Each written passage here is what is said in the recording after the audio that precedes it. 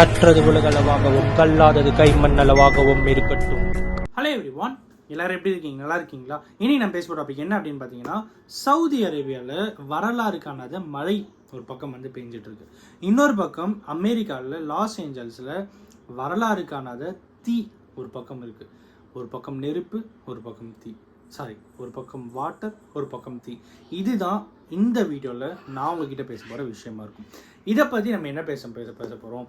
அங்கே அவ்வளோ மழை பெஞ்சிட்ருக்கு. இங்கே வந்து ஒரு 8-9 மாதமாக மழையே இல்லாத காரணத்தினால ரொம்பவே வந்து ஹீட் வார்ம் கிரியேட் ஆகிட்டு ஒரு பக்கம் வந்து நெருப்பாக அனல் வந்து ஒரு பக்கம் ஓவராக ஸ்ப்ரெட் ஆகிட்டு இருக்கு. அப்படிங்கிறது ஒரு பக்கம் லாஸ் ஏஞ்சல்ஸில் பார்த்துட்டு இருக்கும்.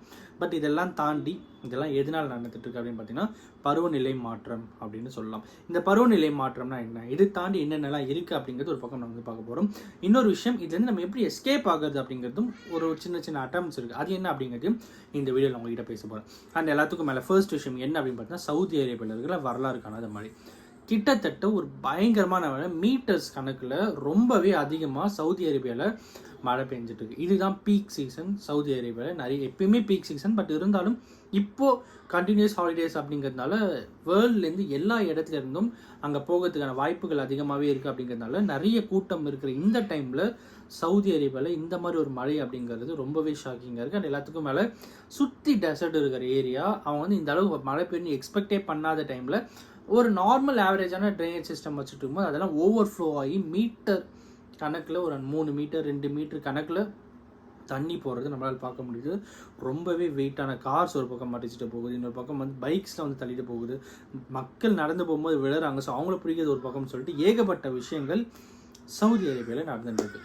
ஸோ அடுத்த விஷயம் என்ன அப்படின்னு பார்த்தீங்கன்னா, பருவநிலை மாற்றம். இந்த பருவநிலை மாற்றம்னா என்ன அப்படின்னு பார்த்தீங்கன்னா, அடுத்த 100 வருஷத்தில் ஆர்க்டிக் சர்க்கிள், நார்த் போல் இருக்குது பார்த்தீங்களா, அங்கே இருக்கிற பனிமலை எல்லாமே வந்து உருகி போகும் அப்படிங்கிறாங்க. ஸோ அப்படி போகும்போது ஒரு வாட்டர் பாட்டில் இருக்குது. இந்த வாட்டர் பாட்டிலில் தண்ணி இருக்குது, ப்ளஸ் ஒரு ஐஸ் க்யூப்ஸ், ஃபுல்லாகவே ஐஸ் க்யூப்ஸ் பனி கட்டிகள் இருக்குது.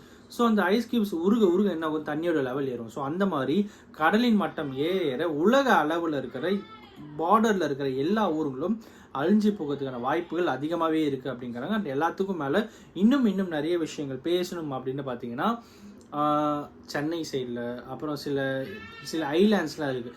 இந்த ஐலாண்ட்ஸ் எல்லாமே வந்து இல்லாமே போயிடும் அப்படிங்கிற மாதிரி ஒரு பக்கம் வந்து சொல்லிட்டு இருக்காங்க. அவ்வளோ பெரிய விஷயங்கள். மெயின் ரீசன் வந்து பருவநிலை மாற்றம் அப்படின்னு இருக்கும்போது, நம்ம யூஎஸ்டைய பிரசிடென்ட் டொனால்ட் ட்ரம்ப் அவர்களே வந்து அது வந்து ஒரு ஃபேக்கு அப்படிலாம் ஒன்று கிடையவே கிடையாது, கிளைமேட் சேஞ்ச் அதெல்லாம் இன்னும் கிடையவே கிடையாது அப்படின்ற மாதிரி அவர் வந்து அசால்ட்டாக போயிட்டு இருக்காரு. பட் இருந்தாலும் இங்கே பாருங்கள், பண்ணிக்கிட்ட உருகுது அப்படிங்கிற இன்னொரு பக்கம் இப்படி இருக்குது அப்படி இருக்குன்றாங்க. அதெல்லாம் இல்லை அதெல்லாம் கிடையாது, அதெல்லாம் சும்மா அப்படிங்கிற மாதிரி அவர் ஒரு பக்கம் நினச்சிட்டு இருக்காரு. ஸோ எல்லாத்துக்கும் மேலே இதுலேருந்து நம்ம எப்படி வெளியே வர்றது அப்படின்ற மாதிரி சில விஷயங்கள் பார்க்கணும் அப்படின்னு பார்த்தீங்கன்னா, மரம் நடுதல் அப்படின்னு சொல்லலாம். மண் அரிப்பு, அது அவரை வந்து ப்ரிட்டெண்ட் பண்ணுறது அப்படின்னு பார்த்தீங்கன்னா, மரம் நடுறது வந்து கொஞ்சம் அது எப்படின்னு பார்த்தீங்கன்னா, கான்க்ரீட் போட்டு கட்டுற வீட்டில் உள்ளே இருக்கிற கம்பி இருக்குது பார்த்தீங்களா, அதுதான் மரம்னு வச்சுப்போமே.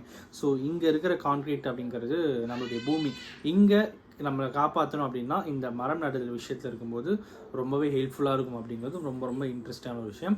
அண்ட் எல்லாத்துக்கும் மேலே இந்த மாதிரி விஷயங்கள்லேருந்து நம்ம வெளியே வரத்துக்கு முடிஞ்ச வரைக்கும் மரம் நடுதல் அப்படிங்கிறத நம்ம பண்ணோம். 115 வயசு பாட்டி இந்தியாவில் ஒருத்தர் 8000 மரம் கிட்ட நட்டுருக்காங்க அப்படிங்கிறது வந்து பார்த்தேன். ரொம்பவே இன்ட்ரெஸ்டிங்காக இருந்தது.